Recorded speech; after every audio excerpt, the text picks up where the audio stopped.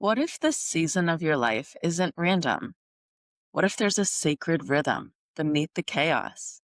Nature's wheel turning quietly to initiate your growth, your grief, and your expansion. And what if you're not late, not behind, not broken, but exactly where you need to be in the cycle? Welcome to the premiere of the second season of Queer Soul Alchemy Podcast. Get out your notebooks and your scented gel pens, kids, because today is orientation day for your soul. What is up, my witches? Welcome to the Queer Soul Alchemy Podcast, a supportive community helping queer folks to embrace their authentic selves by exploring yoga, astrology, and spirituality. I'm your host, Lee Davey. What is up, everybody? Welcome back for season 2. I'm your host and favorite queer envy priestess, Lee Davey. And I'm like, if your older sister was also your older brother who just came back from a 3-year sabbatical as a yogic monk and now reads astrology charts at your local gay bar. Donations appreciated, hugs accepted. And in this episode, we're laying the foundation for season 2. You'll discover the lore behind this podcast. I'll give you an introduction and some background, and then we'll dive into the format, how this podcast flows with the Pagan Wheel of the year and through the 12 archetypes of the Zodiac wheel, which highlights both specific aspects of our personal spiritual journeys and humanity's collective evolution. But first, new episodes of this podcast drop every Wednesday, posted to Spotify, Apple Podcasts, and YouTube. Wherever you're listening from, please help this queer little light of mine shine by leaving a like, a comment, and a nice little 5-star review. And make sure you subscribe, honey, so that we can help other queer seekers find this magic. Don't miss out on exclusive access to my free self-care resource guide, which I've specifically curated for you to support your journey with spirituality.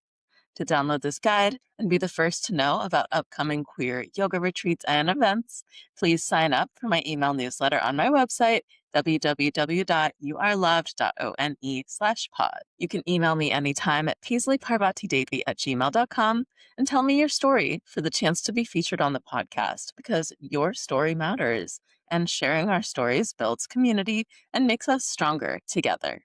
All right, y'all, let's dive in. Why does this podcast exist? And what's the lore? We're living in intense times, politically, culturally, and astrologically. If you've been paying attention, which if you're here, you probably have been, you know that structures are shaking, narratives are unraveling, and this is not the time to be silent or quote unquote neutral. If a former reality TV show star with 34 felony counts can become president twice, then a random queer mystic from Ohio absolutely can and should host a podcast where they freely spout their ideas into the internet, at least while it's still legal. The intention of Queer Soul Alchemy is simple: to create a free, safe, spiritually grounded space to share truth. For nuance, shadow integration, and open discussion of topics that are often considered taboo, such as menstruation, feminism, queerness, death, sexuality, power, and money. Because what we repress becomes the personal and the collective shadow. And that shadow runs our consciousness and unconsciously controls the world when we refuse to look at it.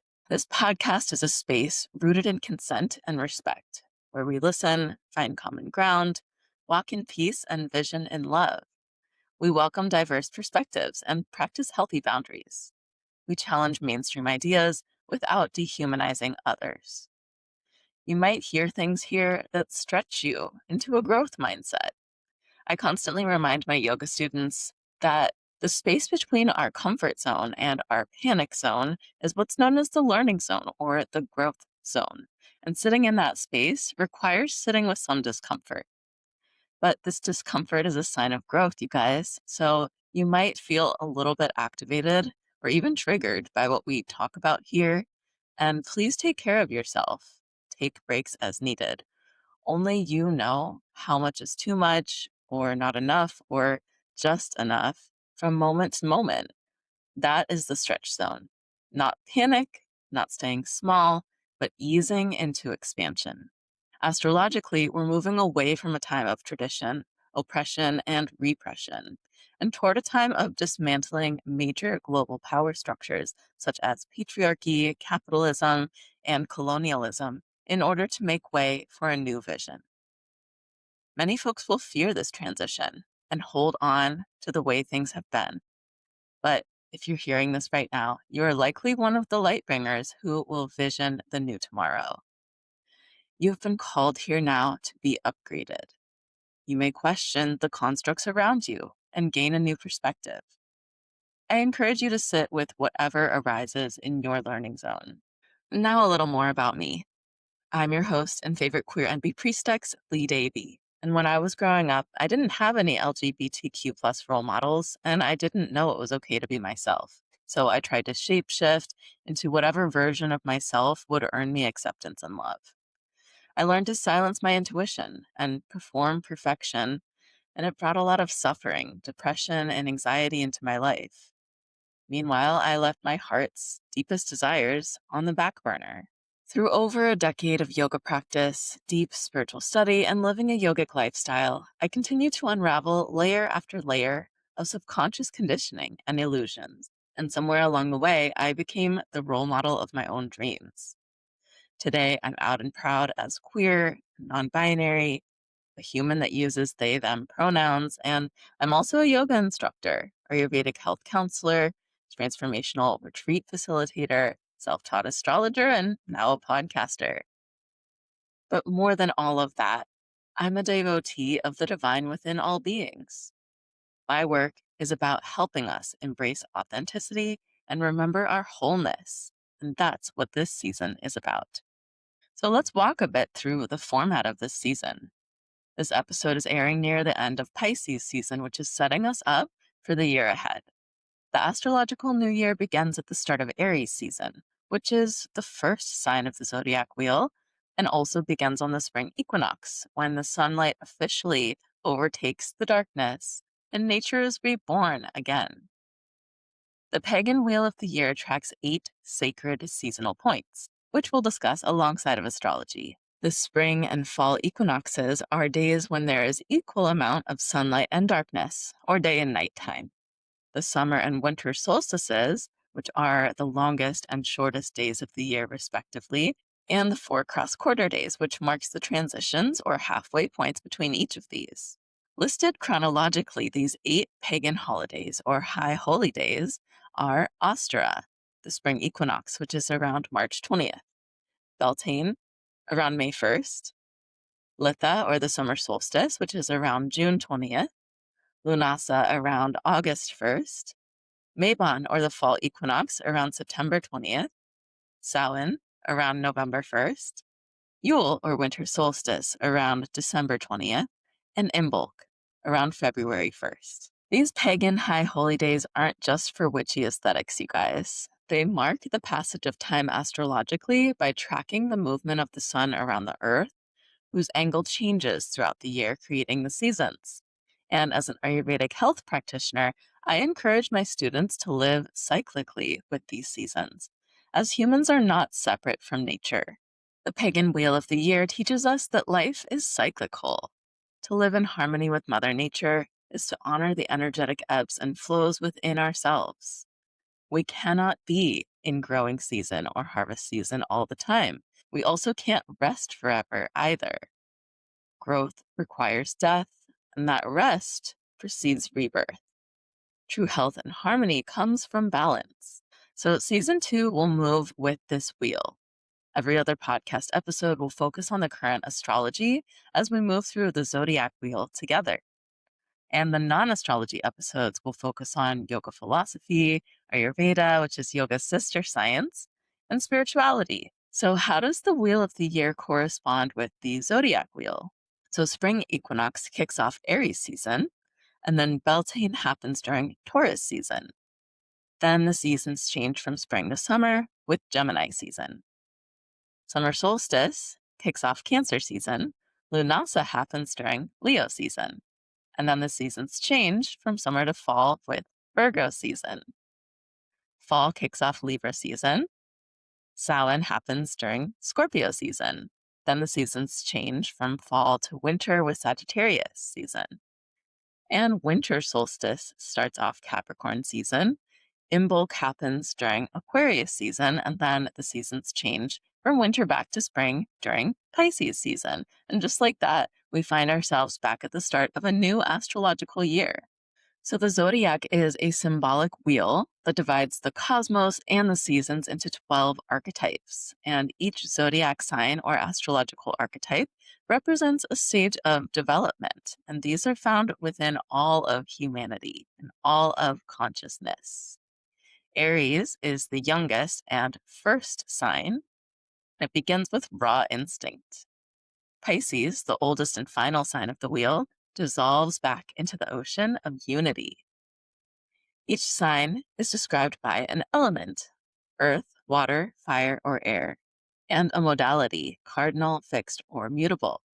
So the cardinal signs, Aries, Cancer, Libra, and Capricorn, begin each season. And you may have noticed that each of these signs begins on either an equinox or a solstice day. The fixed signs, Taurus, Leo, Scorpio, and Aquarius, represent the middle of each season. And you may have noticed that each of these 4 signs correspond to the 4 cross-quarter days: Beltane, Lunasa, Samhain, and Imbolc. And the mutable signs, Gemini, Virgo, Sagittarius, and Pisces, represent the transition between seasons, or the mutation from one season into another. We will deep dive into each astrology sign throughout the year, and this episode is a very brief introduction, guys. So to introduce the energy of the 12 archetypes further, I would love to use a metaphor that I wrote that I lovingly refer to as the Zodiac box theory.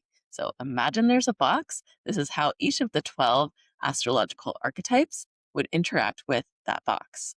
So Aries energy glances back at the box rubble and says, wait, there was a box there? Taurus energy says, boxes are good. I like this box. I shall master this box. Gemini energy wants to study the box, analyze the box, and probably categorize the box into a nice spreadsheet. Cancer energy asks, but how do I feel about the box? Leo energy wants to use the box as a stage and play the lead in the Saga of the Box, an original musical. Virgo energy organizes the box further into a set of nice, clean, more efficient boxes. Then Libra energy beautifully decorates the box and invites all the other signs over for tea. Scorpio energy says, let's take a look into every deep, dark corner of this box and see what's rotting underneath. Sagittarius energy gets a PhD in box theory, only to eventually burn the box down. Capricorn energy buys the property where the old box once stood and builds a new box on it with corporate offices to rent out. Aquarius energy observes all of this from UFO and questions the relevance of the box entirely. And finally, Pisces energy floods the box until its cardboard dissolves and becomes one with everything. Now reflect. Where is your sun sign in this metaphor?